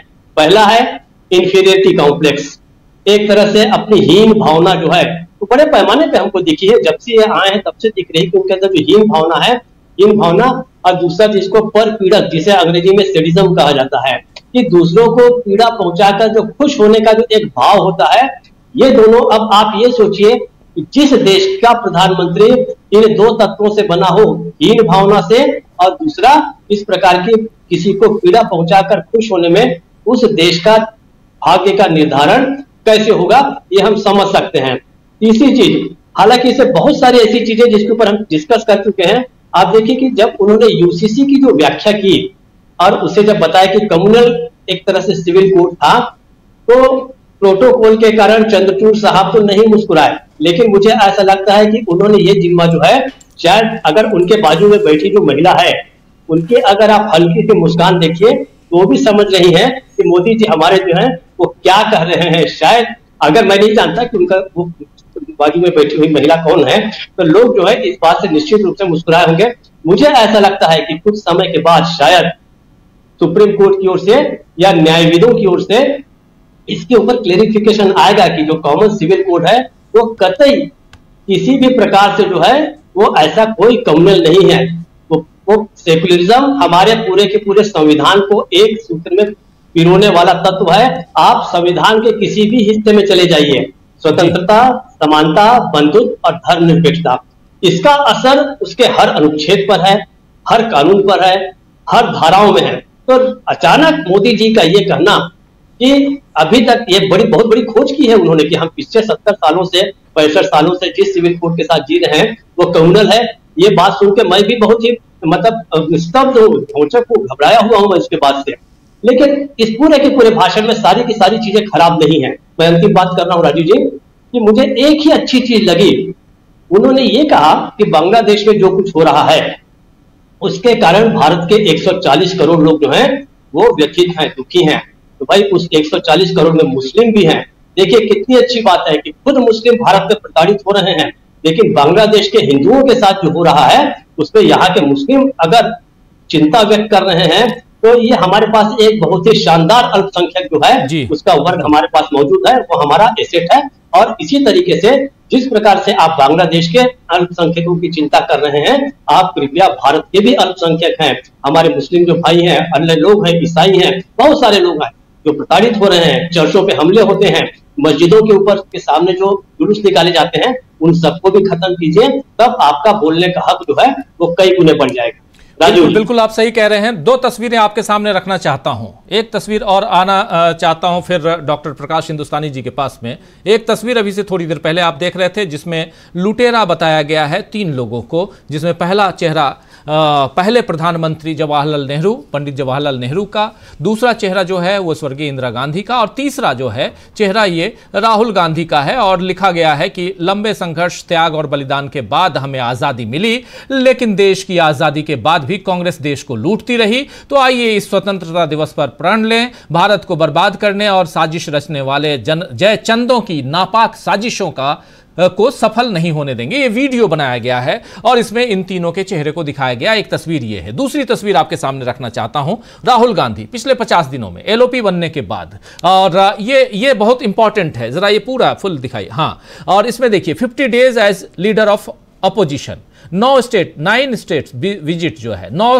राज्य का दौरा कर चुके हैं राहुल गांधी, और इस बीच 25 इंटरेक्शन कर चुके हैं, 25 अलग अलग संगठनों से मिल चुके हैं, जिसमें लेबर हैं, जिसमें फार्मर्स हैं, इसमें लोको पायलट्स हैं, नीट स्टूडेंट्स हैं, और उसके अलावा बहुत अलग अलग लोगों से मिल चुके हैं। ऐसे 25 हैं, आप जानते हैं। 9 पार्लियामेंट में 9 स्पीच दे चुके हैं राहुल गांधी, 9 भाषण इसी 50 दिन में। और इस जो स्पीच, जो भाषण दिया उन्होंने, उसमें इन्होंने नीट की बात की, अग्निवीर की बात की, एमएसपी की बात की, कास्ट सेंसस की बात की, बजट चक्रव्यूह और बहुत सारी बातें, और 5 प्रेस कॉन्फ्रेंस कर चुके हैं। तो 2 महत्वपूर्ण बातें आपके सामने इसलिए ये रखना चाह रहा था क्योंकि एक तरफ क्या दिखाया जा रहा है आज 15 अगस्त के दिन, स्वतंत्रता दिवस के दिन, और दूसरी तरफ राहुल गांधी ने अपना एक रख दिया है लेखा जोखा कि मैंने 50 दिनों में क्या कुछ किया है। और ये एक तरफ आप नींव को कमजोर करने की कोशिश कर रहे हैं, भारत की वो जो संवैधानिक जो मजबूती है उसको कमजोर करने की कोशिश, दूसरी तरफ उसी कमजोरी को दूर करने की कोशिश में लीडर ऑफ अपोजिशन डॉक्टर प्रकाश हिंदुस्तानी जी, राहुल गांधी, हम लिख भी रहे हैं कि बाजी मार ली। आप पांचवी पंक्ति में बैठाइए उनको, 5वें रो में बैठाइए या कहीं और बैठाइए, लेकिन राहुल गांधी ने पिछले 50 दिनों में क्या किया है आज उन्होंने इस बात को सामने रख दिया है प्रधानमंत्री नरेंद्र मोदी के सामने। क्या राहुल गांधी इतनी बड़ी चुनौती बनकर सामने उभर के आ चुके हैं जिसके कारण आज लड़खड़ाते हुए नरेंद्र मोदी नजर आए भाषण देते वक्त वहां लाल किले की प्राचीर से? राजीव जी, जो व्यक्ति आज पांचवी पंक्ति में बैठा हुआ था जब प्रधानमंत्री जी भाषण दे रहे थे, हो सकता है कि अगले आम चुनाव के बाद वो व्यक्ति भाषण देता हुआ नजर आए और जो व्यक्ति आज भाषण देता हुआ नजर आ रहा था वो कहीं नजर ही ना। तो ये भी बहुत आसानी से संभव है। एक व्यक्ति का पांचवी रो में बैठना भाषण देने वाले से बड़ी बात हो गई। जो व्यक्ति भाषण दे रहा था उसकी बातों पर उतना गौर नहीं किया जा रहा है, इस पर ध्यान दिया जा रहा है कि एक व्यक्ति पांचवी रो में क्यों बैठा। दूसरी बात ये हमेशा देखिए कि ये प्रधानमंत्री नरेंद्र मोदी का 11वां चुनावी भाषण था जो उन्होंने लाल किले की प्राचीर से दिया। वे हमेशा लाल किले की प्राचीर का उपयोग अपनी पार्टी के एजेंडे के लिए करते हैं। ये किसी भी बड़े नेता को, प्रधानमंत्री जैसे पद पर बैठे व्यक्ति को कतई शोभा नहीं देता। जब कोई व्यक्ति प्रधानमंत्री के रूप में लाल किले की प्राचीर से बोलता है तब वो किसी पार्टी का नेता नहीं होता, वो किसी गुट का, किसी संगठन का नहीं होता, भारत का प्रधानमंत्री होता है।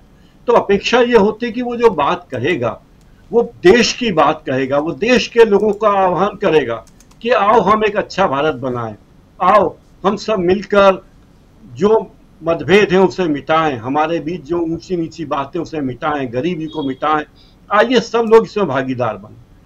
उसमें सभी लोग शामिल हैं। उनका जो उनकी अपील होनी चाहिए प्रधानमंत्री की, सभी लोगों के लिए होनी चाहिए। ऐसा जवाहरलाल नेहरू के भाषण में, लाल बहादुर शास्त्री के भाषण में, इंदिरा जी के भाषण में हमने सुना। तो ये बात कहने के बजाय आप सोचें कि एक ऐसे मंच का उपयोग आप अपने चुनावी उद्देश्य के लिए करें, अपने राजनीतिक उद्देश्यों की पूर्ति के लिए करें, ये बात कतई ठीक नहीं। उन्होंने बांग्लादेश के हिंदुओं को लेकर चिंता जताई, अल्पसंख्यकों पर होने वाले हमले, लिंचिंग की घटनाओं पर बड़ी चिंता जताई। ये अच्छी बात है, हम सब उससे चिंतित हैं। लेकिन जब उन्होंने ये कहा कि सुप्रीम कोर्ट ने समान नागरिक संहिता यूसीसी बार बार सुप्रीम कोर्ट ने चर्चा की है और देश के एक बड़े वर्ग को लगता है कि ये सही भी है कि वर्तमान नागरिक संहिता एक सांप्रदायिक नागरिक संहिता है, एक भेदभाव नागरिक संहिता है। जब मोदी जी ने यह बात कही तो भारत के प्रधान न्यायाधीश चंद्रचूड़ जी का चेहरा भी देखने लायक था। फिर मोदी जी यहाँ नहीं रुके, उन्होंने आगे कहा कि सुप्रीम कोर्ट ने हमें बताया है कि यह संविधान निर्माताओं का सपना था, इसलिए इसे पूरा करना हमारा कर्तव्य है। अरे संविधान निर्माताओं का सपना था तो वो उसे लिख चुके हैं, उसके लिए वे मोदी जी के लिए नहीं छोड़ने वाले कि हम छोड़ के जा रहे हैं संविधान में, मोदी जी भविष्य में प्रधानमंत्री बनेंगे और वो इसके बारे में बातचीत करेंगे। ये किसी के मन में भ्रम हो तो दूर कर ले। तो एक चुनावी भाषण देने की कोशिश, लाल किले की प्राचीर से मंच का उपयोग अपने एजेंडे के लिए करना, ये बातें कतई शोभा नहीं देती किसी व्यक्ति को। प्रधानमंत्री जैसे पद के व्यक्ति को ये बात हम कई बार कह चुके हैं, चर्चाओं में आ चुकी ये बात कि अब प्रधानमंत्री से उस गरिमा की अपेक्षा, वर्तमान प्रधानमंत्री से गरिमा की अपेक्षा हम नहीं करते। लेकिन कम से कम 15 अगस्त को तो वे जो बात कहे वो एक प्रधानमंत्री के रूप में कहें, ये कहते तो ज्यादा अच्छा होता। लेकिन दुर्भाग्य है हमारा कि हमारे जो प्रधानमंत्री हैं उनकी सोच एक सीमित दायरे में है और ये देश के लिए अच्छा नहीं है। मुझे लगता है कि यही बहुत बड़ी चिंता की बात है। राजीव जी बिल्कुल बिल्कुल, ये बहुत बड़ी चिंता की बात है क्योंकि एक तरफ प्रधानमंत्री, उनका भाषण, उस भाषण की हम व्याख्या तो कर ही रहे हैं, उसकी चर्चा कर ही रहे हैं। दूसरी तरफ राहुल गांधी को इग्नोर करने की कोशिश, अपमानित करने की कोशिश लगातार होती रही है। बहुत सारे पुराने वीडियो भी सामने आ रहे हैं जिसमें एक ग्रुप फोटोग्राफी हो रही थी जब 17वीं लोकसभा का अवसान हो रहा था, आप याद कीजिए। लेकिन वहां राहुल गांधी सीढ़ियों पर नजर आ रहे हैं और राहुल गांधी को जगह नहीं दी गई थी। उसी 17वीं लोकसभा से राहुल गांधी को कैसे बाहर कर दिया गया था, 2 साल की सजा उन्हें सुनाई गई थी, ये सब भी इसी देश ने देखा है। और कैसे राहुल गांधी के घर छीन लिए गए, क्या क्या हुआ, ये सारी कहानियां आप सबको पता है। लेकिन अब Rahul Gandhi leader of opposition हैं और उसके बाद भी उन्हें अपमानित करने का कोई भी मौका मोदी सरकार नहीं छोड़ती है। ये तो यहाँ आज जो देखे हम लोगों ने, जो आपने देखा हमने देखा, उस आधार पे हम कह ही सकते हैं। लेकिन इसके साथ साथ राहुल गांधी एक अलग अंदाज में अपना रोड मैप वो सामने रख रहे हैं, लेकिन नरेंद्र मोदी अपने रोड मैप को बताने या सामने रखने, देश की जनता को बताने से क्यों कतराते हैं और क्यों घुमाते हैं गोल गोल गोल गोल, यह समझना बहुत जरूरी है। अमलेंदु उपाध्याय जी, आखिर कारण क्या है? कारण यह है राजीव जी कि प्रधानमंत्री नरेंद्र मोदी के पास कोई विजन नाम की चीज नहीं है और बातें बनाना कोई काम नहीं है। तो इसलिए बातें बनाते हैं और विजन कोई सामने रख नहीं पाते हैं, और ये कमजोरी उनकी बार बार सामने निकल करके आती है। और आज तो खासतौर पर कमजोरी बहुत ज्यादा देखने में आई कि प्रधानमंत्री पेश नहीं कर पाए कि वो आखिर करना क्या चाहते हैं और उनके मन मस्तिष्क में चल क्या रहा है। 2047 का जो उनका विकसित भारत का लक्ष्य है, जिसको आज उन्होंने बड़ी जोर शोर के साथ वहां रखा, आखिर वो भारत कैसा होगा, उसमें क्या स्थिति होगी, जनता के अधिकार क्या होंगे, किस तरीके से विकसित भारत बनेगा, लोगों की आर्थिक स्थिति क्या होगी, लोगों के मौलिक अधिकार क्या होंगे, इस विषय में किसी भी तरीके का कोई उनके पास रोड मैप नहीं था। लगातार बात करते हैं कि विकसित भारत होगा, विकास होगा, 2036 में ओलंपिक कराएंगे, सारी बातें प्रधानमंत्री ने की, लेकिन ओलंपिक कराने से देश का विकास कैसे हो जाएगा, लोगों को रोजगार कैसे मिल जाएगा, लोगों का जीवन स्तर कैसे सुधर जाएगा, ये प्रधानमंत्री नहीं बता पाए और कहीं भी उनके भाषण में इसकी कोई बात नहीं थी। जितनी भी बातें उन्होंने की, एक तो पूरा बजट भाषण था जो निर्मला सीतारमण पढ़ चुकी थी, उसको दोबारा से उन्होंने पढ़ा जाकर के, और तीसरा जो था वो लगा कि जैसे वो चुनाव की मुद्रा में एकदम आ गए हैं और बस अब कल परसों चुनाव में ही जाने वाले हैं। और मुझे तो डर लग रहा था जब मैं उनकी बातें सुन रहा था कि प्रधानमंत्री लाल किले से ही अपने इस्तीफे की घोषणा करते हुए मध्यावधि चुनाव की घोषणा ना कर दें, तो जिस तरीके से बातें कर रहे थे। लेकिन वो डर खैर दूर हुआ जब उन्होंने जब था भारत माता की जय के नारे लगवाए, तो मेरा डर हो जाकर दूर निकला कि अभी मध्यावधि चुनाव नहीं हो रहा है, तैयारी कर रहे हैं प्रधानमंत्री। लेकिन राजीव जी एक मसला और भी है। राहुल गांधी ने जिस तरीके से लोकसभा में कहा था भारतीय जनता पार्टी के लोगों से कि हम आपको बता देना चाहते हैं, मैं जब भी बोलूंगा तो प्रधानमंत्री संसद में नहीं होंगे। मुझे लगता है कि राहुल गांधी की कुर्सी जो आगे से पीछे पहुंचवाई गई, उसके पीछे खतरा यही रहा होगा कि राहुल गांधी का चेहरा एकदम सामने देखकर प्रधानमंत्री कहीं लाल किले की प्राचीर से ही अबड़ा का जबड़ा ना करने लग जाए। हालांकि लिखा हुआ भाषण पढ़ा उन्होंने इस बार, टेलीप्रॉम्प्टर नहीं था, लेकिन वो लिखा हुआ भाषण भी जो उल्टा सीधा ना हो जाए, ये खतरा हमारे जो इंतजाम करने वाले लोग रहे होंगे उनको रहा होगा, या प्रधानमंत्री ने खुद कहा होगा कि भाई ये व्यक्ति अगर सामने होगा तो हो सकता है मैं अबड़ा का जगाऊं, तो इसको सामने मत बैठने दो। तो वो पीछे जाकर के बैठाया गया, तो उसमें उनकी अहम जो है वो संतुष्ट हुआ होगा। यही बात हो सकती है राजीव जी, वरना तो एक लीडर ऑफ अपोजिशन जो है, जिसका जो शेडो प्राइम मिनिस्टर का भी जो समझा जाता है, संवैधानिक तौर पे भी कह लीजिए, चाहे असंवैधानिक तौर पे कह लीजिए, ब्रिटेन में तो खैर होता ही है शेडो प्राइम मिनिस्टर, और यहाँ ब्रिटेन के संविधान से बहुत सारी चीजें ली गई हैं, तो समझा जाता है कि यहाँ भी शेडो प्राइम मिनिस्टर ही होता है लीडर ऑफ अपोजिशन।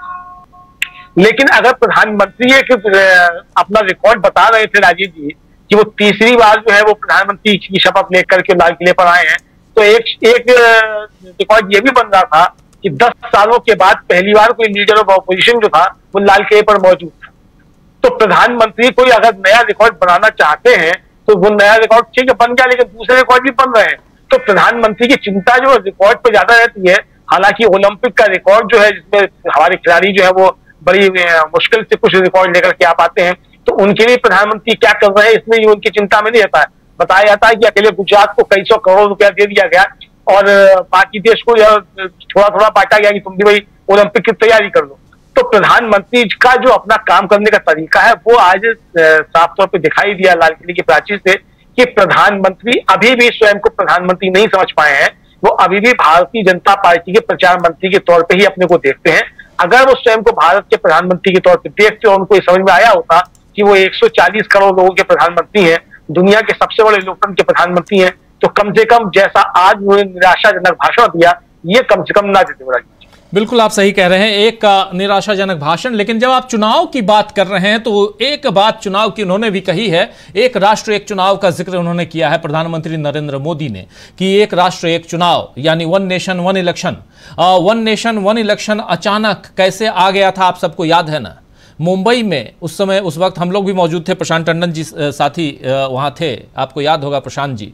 और मुंबई की घटना है जब इंडिया गठबंधन की वहाँ बैठक चल रही थी, लेकिन आनंद फानन में एक कमेटी का गठन हो जाता है और एक राष्ट्र एक चुनाव की बात होने लगती है। उसमें रामनाथ कोविंद जो पूर्व राष्ट्रपति हैं उसकी अध्यक्षता करते हैं, लेकिन उसके बाद उनकी अध्यक्ष महोदय की रिपोर्ट भी आ गई, सब कुछ हो गया। और आज प्रधानमंत्री जी कह रहे हैं कि एक राष्ट्र एक चुनाव, और चुनाव, देश जो है लगातार चुनावों में रहता है, उससे कई सारे डेवलपमेंट के काम नहीं हो पाते हैं। ये सब आज प्राचीर से, लाल किले की प्राचीर से वो कहते हुए नजर आ रहे थे, सुने जा रहे थे। लेकिन सवाल यह है कि जो पिछला बीता चुनाव, उसको आपने 7 चरणों में क्यों करवाया? पूछ लेते जरा चुनाव आयोग से। अभी 4 राज्यों के चुनाव हैं, वही करवा दीजिए एक साथ, अगर करवाना है तो। उसके साथ साथ आप बिहार और दिल्ली का चुनाव भी करवा दीजिए, क्योंकि अगले साल फरवरी में दिल्ली का चुनाव है और नवंबर दिसंबर में बिहार का चुनाव है। सबको एक साथ करवा दीजिए, अगर इतना ही डेवलपमेंट की बात आप सोचते हैं। और चुनाव के कारण, लगातार जो चुनाव होते हैं हर 6-8 महीने में, उसके कारण तकलीफ होती है। तो ज़रा आपसे एक बार फिर से प्रशांत जी, क्या यहाँ एक बात को रखने, और जितनी बातें नरेंद्र मोदी जी ने रखी हैं, हमारे साथी डॉक्टर दीपक पाचपोर जी को उनकी एक बात अच्छी लगी कि 140 करोड़ लोग बांग्लादेश की घटनाओं पर चिंता व्यक्त करते हैं, ये ऐसा कह रहे थे प्रधानमंत्री जी। लेकिन बांग्लादेश की चिंता करते वक्त उन्होंने बांग्लादेश के अल्पसंख्यकों की बात की, इसलिए कि, और इतना ही नहीं, उन्होंने ये भी कहा कि वहाँ के हिंदुओं, अल्पसंख्यक हिंदू भाइयों, बहुत अच्छी बात है, करनी चाहिए, लेकिन चिंता यहां भी करनी चाहिए जो यहां अल्पसंख्यक हिंदू मुस्लिम भाई हैं, इसकी चिंता क्यों नहीं करते हैं? तो बहुत, और इन सब के बीच चलिए इसको यहां रखते हैं। प्रशांत जी, जरा राहुल गांधी पे आना चाहता हूं, बहुत इंपॉर्टेंट बात। राहुल गांधी, अभी लेखा जोखा आपने देख लिया, रख दिया उन्होंने। 50 दिन में मैंने लीडर ऑफ अपोजिशन के नाते क्या कुछ किया है, ये लीजिए।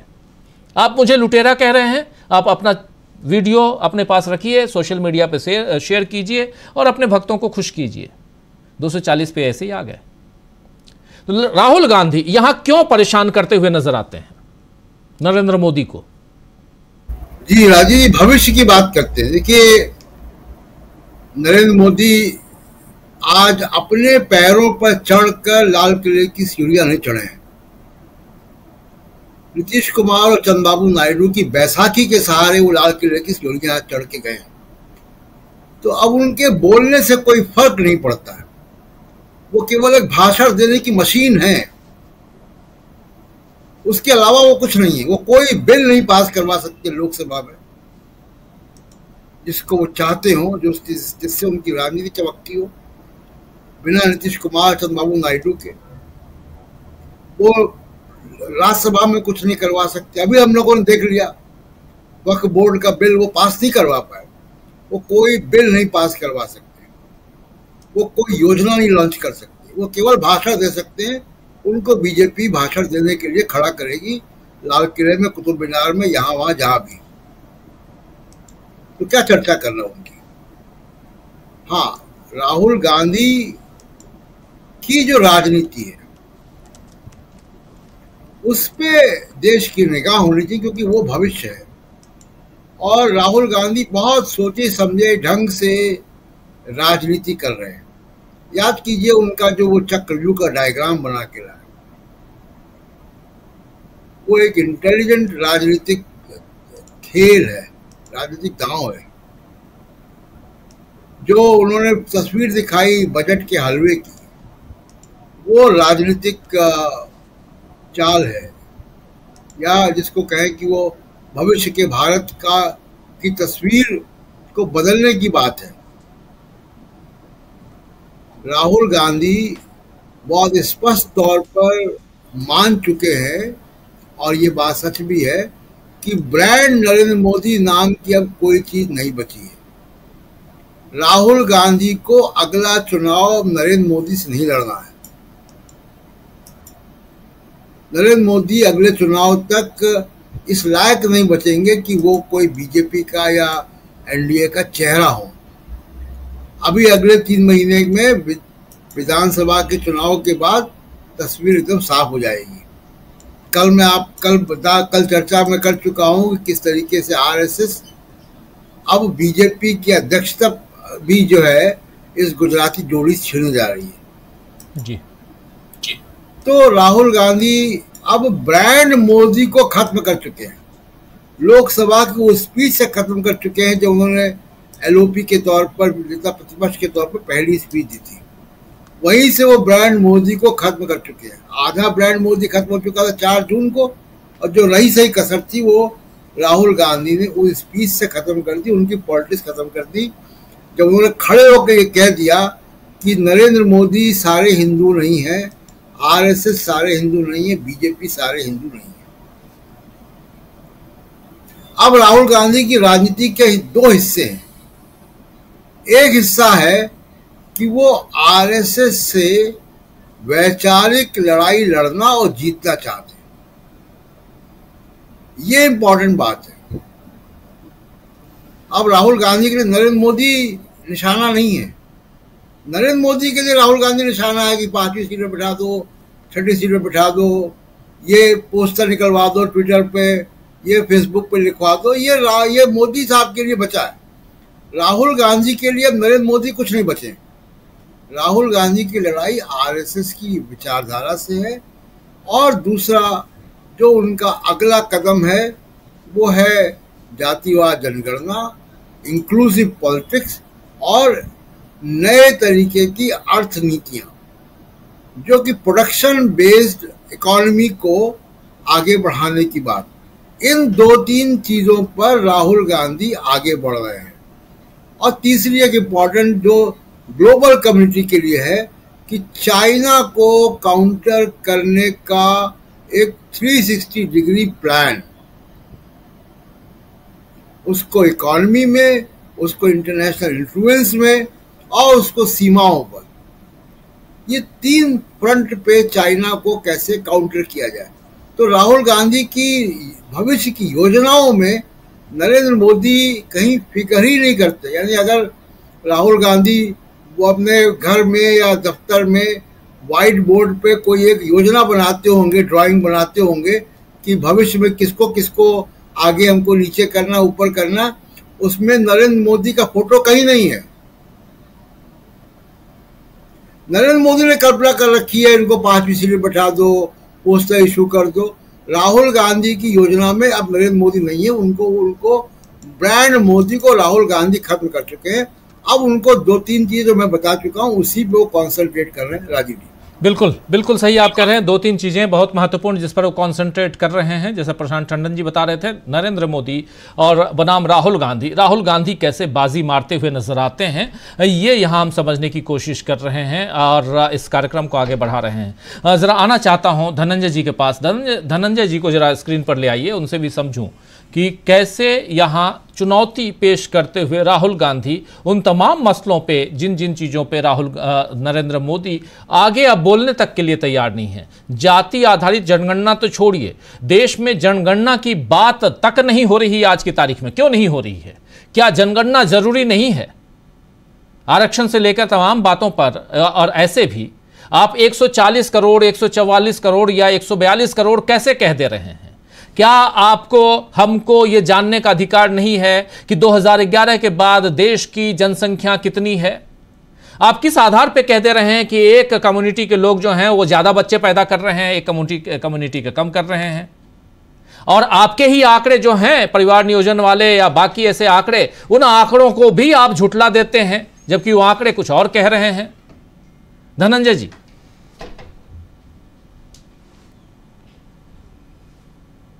मुंडी गिनना नहीं, केवल सर अरे आवाज जनगणना जो है जी। हाँ, जनगणना जो है वो केवल सर गिनना नहीं है। जनगणना इसलिए जरूरी होती है कि हम आबादी को तो जाने ही कि कितनी आबादी है, कहाँ क्या हो रहा है, महिलाओं की संख्या क्या है, पुरुषों की संख्या क्या है, दलितों की संख्या क्या है, आदिवासियों की संख्या क्या है, ये सब तो है ही। जो योजनाएं बनती हैं, पंचवर्षीय योजनाएं या जो हर साल बजट पेश होता है, उन तमाम में उन आंकड़ों की जरूरत पड़ती है ताकि लोक कल्याण की योजनाएं हैं वो सही हो सके। क्योंकि स्टैटिस्टिक्स अगर आपका सही नहीं है तो आप कैसे तय करोगे, एलोकेट कैसे करोगे बजट को? योजनाएं बनाओगे तो जो छूट गए हैं लोग, उनको कैसे पहचानोगे कौन कहाँ छूट गया है? तो वो जो 2047 का जो ये पेश कर रहे हैं डाटा कि 2047 में ये विकसित भारत होगा, उसका आधार क्या है? जो जन्म लिए थे 1947 में, उस समय जो सोचा था उसी आधार पर तय कर रहे हैं। देश की आबादी क्या, आज देश की आबादी क्या है? ये जो ये 5 करोड़ अनाज दे रहे हैं 80 करोड़ को, 80 करोड़ है या बढ़े 10 साल में या नहीं बढ़े? या ये जो कह रहे हैं कि गरीबी रेखा से हमने नीचे ला दिया, तो कितने लोग नीचे आए, ये कैसे पता चला इनको? तो ये तो जनगणना की बात है। अब दूसरी बात जो राहुल गांधी कह रहे हैं जाति गणना की बात, जाति गणना की बात इसलिए जरूरी है कि पिछड़ों को कितना मिलना चाहिए ये उसी से तय होगा। दलितों को और जो आदिवासियों को है उनको जो प्रतिशत आरक्षण में है वो तो तय है, क्योंकि हर बार जनगणना होती है और उसमें उनका प्रतिशत पता चलता है कि दलित कितने संख्या में है, आदिवासी कितनी संख्या में है, लेकिन पिछड़े कितनी संख्या में है ये पता नहीं। वो कैसे पता चलेगा? जब जाति गणना होगी। और जाति गणना, जब बिहार में जो जाति गणना हुई उसमें ये भी पता चला कि शिक्षा जो इतने साल से हम दे रहे हैं, जो मिड डे मील दे रहे हैं इतने समय से, उसका क्या लाभ हुआ, किस जातियों में शिक्षा का क्या प्रसार हुआ। अब देखिए कि सुप्रीम कोर्ट ने यह कह दिया कि राज्य के पास ये अधिकार जाता है कि वो आरक्षण देते समय दलितों में, आदिवासियों में सब डिवीजन करे, सब क्लासिफिकेशन करे। लेकिन जब सब क्लासिफिकेशन बिहार में हुआ, उसका अगर आंकड़ा सामने लीजिए तो पासी जो है या जो धोबी कास्ट के लोग हैं, रजक हैं बिहार में, दलित हैं, और जो मुसहर हैं वो भी दलित हैं, पासवान है वो भी दलित है, चमार है वो भी दलित है। लेकिन आप देखिएगा कि सबसे कम पढ़े लिखे जो है वो मुसहर में है, बेलदार जाति है उसमें है, सबसे ज्यादा पढ़े लिखे लोग धोबी में है। तो ये कैसे पता चला? ये जब जाति सर्वेक्षण हुआ तब तो पता चला। जनगणना जब होती है उसमें तो दलितों की गणना की जाती है।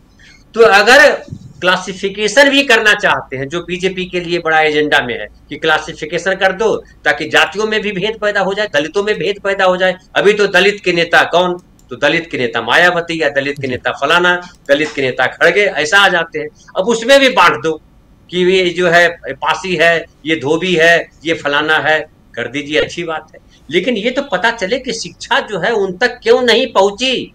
जाति गणना का केवल आरक्षण मसला नहीं है, मसला ये भी है कि ये जो हमने व्यवस्थाएं की, 75-77 साल देश को आजाद हुए हो गए, 77 सालों में सरकार ने जो व्यवस्थाएं की है शिक्षा को लेकर के, स्वास्थ्य को लेकर के, जन वितरण प्रणाली के तहत जो अनाज मिलता है उसको लेकर के, जो मनरेगा है उसको लेकर के, वो कितने लोगों तक पहुंचा ये भी तो जानना पड़ेगा आपको। मनरेगा आपने बनाया, मनरेगा से क्या हुआ, समाज में क्या तरक्की आई, ये भी तो जानना पड़ेगा। आप प्रधानमंत्री निवास योजना के तहत आप घर बनाते हो, हम फिर 4 करोड़ घर बना देंगे, 2 करोड़ घर बना देंगे। अरे लेकिन पहले जानो तो कि कितने लोगों के पास घर है, कितने लोगों के पास घर नहीं है, ये कैसे पता चलेगा? कितने लोगों के पास गाड़ी है, कितने लोगों के पास गाड़ी नहीं है, कितने लोग हाईवे पे चलते हैं, कितने लोग हाईवे पे आते ही नहीं है। ये कोई गणना है, कोई गिनती है आपके पास? गिनती ही नहीं है और आप योजनाएं बना रहे हो, 2047 की योजना बना रहे हो। अरे 2047 क्या, हम तो कहते हैं आपके पास तो बड़े बड़े ज्योतिषी बैठे हुए हैं, कब दुनिया खत्म होगी वहां तक की योजना बना लो। आप तो सबको स्वर्ग भेजने वाली कम्युनिटी के साथ हो ना, जो सबको स्वर्ग भेज देते हैं।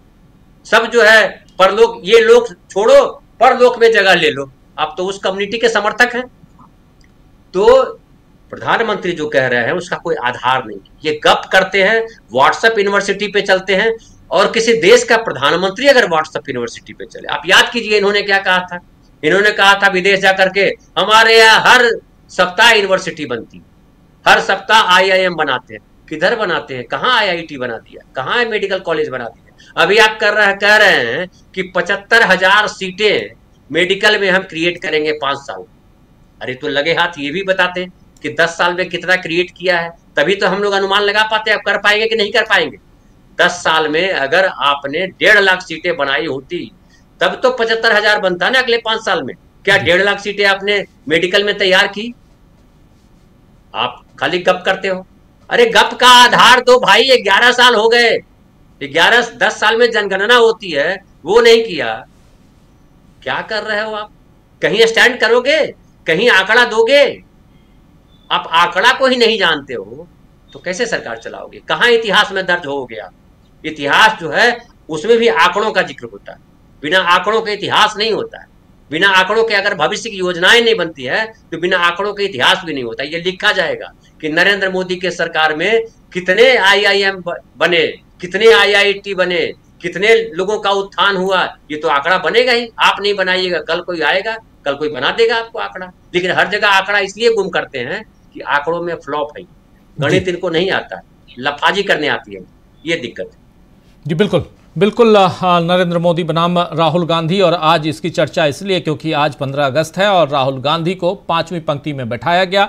और उसके बाद चर्चा बाजार जो है, चर्चा सियासी बाजार में इसकी चर्चा खूब हो रही है कि राहुल गांधी LOP हैं, लेकिन उन्हें 5वें नंबर पर 5वीं रो में क्यों बैठाया गया, पीछे क्यों बैठाया गया, आगे क्यों नहीं बैठाया गया? क्या राहुल गांधी के साथ नाइंसाफ़ी हुई, या राहुल गांधी के खिलाफ साजिश रची गई, या साजिश रची जा रही है, या नरेंद्र मोदी की सरकार राहुल गांधी से इतना डरती है कि उनको पीछे करने की कोशिश करती है?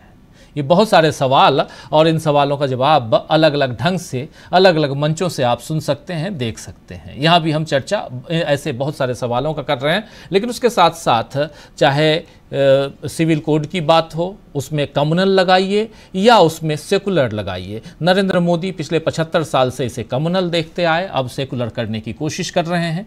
या देश की आज़ादी के बाद देश के विकास की बात हो, या इस आज़ादी के परवानों की बात हो, या दीवानों की बात करें, या उसके बाद 2014 के बाद से जिस आज़ादी का जिक्र करते रहे हैं नरेंद्र मोदी या उनके चाहने वाले लोग, उनकी बात हो, तो बहुत कुछ आज के भाषण में उसकी झलक दिखाई देती है। साथ साथ चुनाव का जिक्र भी करते हैं, देश तीसरी अर्थव्यवस्था हो जाएगी, इसकी बात भी करते हैं। 2036 में ओलंपिक खेलेगा, ओलंपिक की हमारे यहाँ ओलंपिक का खेल होगा, यानी कि हम होस्ट करेंगे।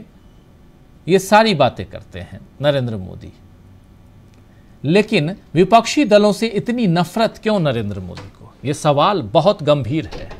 विपक्ष के बिना क्या संविधान और देश को आप आगे बढ़ाएंगे? क्या लोकतंत्र जिंदा रहेगा विपक्ष के बिना? या एक पक्षीय अगर आप बनना चाहते हैं तो क्या राजशाही की तरफ बढ़ना चाहते हैं? लोकतंत्र को खत्म करने की उम्मीद लिए आप आगे बढ़ रहे हैं? 2047 में विकसित भारत चाहते हैं या विपक्ष विहीन भारत चाहते हैं? ये एक बड़ा सवाल आज के भाषण से उभर के आता है। डॉक्टर प्रकाश हिंदुस्तानी जी। राजीव जी, आज मोदी जी ने कुछ और बातें भी कही। चुनावी बांड घोटाले पर तो उन्होंने कुछ नहीं कहा, लेकिन ये जरूर कहा कि भ्रष्टाचार को लेकर मैं बहुत चिंतित हूँ, भ्रष्टाचार दीमक है, हमारी इकोनॉमी को खा रहा है, ऐसी बातें उन्होंने कही। ये भी कहा कि मैं इसके खिलाफ लड़ रहा हूं तो मुझे इसकी भारी कीमत चुकानी पड़ेगी, मेरी इज्जत दांव पे लगी है, लेकिन देश हित सबसे बड़ा है।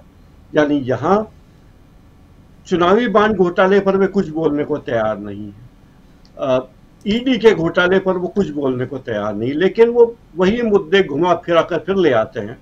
आज फिर उन्होंने कहा कि हमने रामनाथ कोविंद जी की अध्यक्षता में कमेटी बनाई है और सभी स्टेक होल्डर से राय मांगी, हम एक देश एक चुनाव पे भी जा रहे हैं। तो वे इस बात की पूरी कोशिश में हैं कि बार बार यही बात कहें कि भ्रष्टाचार के खिलाफ मैं लड़ रहा हूं। हालांकि चुनावी बॉन्ड घोटाला अपने आप में कितना बड़ा घोटाला है और देश के लोगों ने उसके एवज में बहुत सारा टैक्स दिया है, क्योंकि कारपोरेट ने जिन्होंने चुनावी बॉन्ड खरीदे हैं उन्हें टैक्स में छूट मिली और उस टैक्स की वसूली आम जनता से हुई। ये एक बड़ी बात है, लेकिन यहाँ मोदी जी कोई बात कहना नहीं चाहते। वे जाति जनगणना पर भी कोई बात नहीं कहना चाहते, लेकिन सारी बातें गोलमोल करना चाहते हैं और लगता है कि वे अपने एजेंडे पर ही काम कर रहे हैं। महिला सुरक्षा की बात उन्होंने आज कही कि महिला सुरक्षा हमारा बहुत बड़ा मुद्दा है, तो मणिपुर की महिलाएं क्या महिलाएं नहीं थी, या वे कुश्ती की खिलाड़ी क्या महिला नहीं थी? तो एकाएक उन्हें सारी बातें, उन्हें लगता है कि उनका जो टेम्पलेट है प्रधानमंत्री के भाषण वाला, लाल किले के भाषण वाला, वो टेम्पलेट में वे कुछ शब्द भर देते हैं और वहां जाकर वही का वही टेप बजा लेते हैं और उसी के अनुसार अपनी बातें कहते हैं। वे कोई नई बात कहना नहीं चाहते, नए विचारों का उनके यहाँ स्वागत नहीं है, और उनकी सरकार में जो लोग बैठे हैं वे उन्हीं के आगे अपनी लकीर खींचते रहते हैं, लकीर को बजाते रहते हैं कि देखिए मोदी जी ने ये कहा, मोदी जी ने वो कहा, और उनकी सोशल मीडिया ट्रोल आर्मी इसी पर तैयार हो जाती है। तो मुझे बड़ा निराशाजनक लगा भाषण, और मुझे लगता है कि प्रधानमंत्री का भाषण होना चाहिए, किसी पार्टी के नेता का भाषण नहीं होना चाहिए। बिल्कुल बिल्कुल, प्रधानमंत्री का भाषण होना चाहिए, किसी पार्टी का नहीं होना चाहिए। दीपक जी कुछ जोड़ना चाहते हैं इसमें? तो मैं 2 ही मिनट लूंगा, मुझे पता है समय हमारे पास आज कम है। मूल रूप से कि 2014, देखिए अभी जो है मोदी साहब जो हैं वो 2014 में ही पहुंच गए हैं। जब उन्हें प्रोजेक्ट किया गया था और उम्मीदवार घोषित किया गया था तो उनके पास बाकी कोई इश्यूज नहीं थे।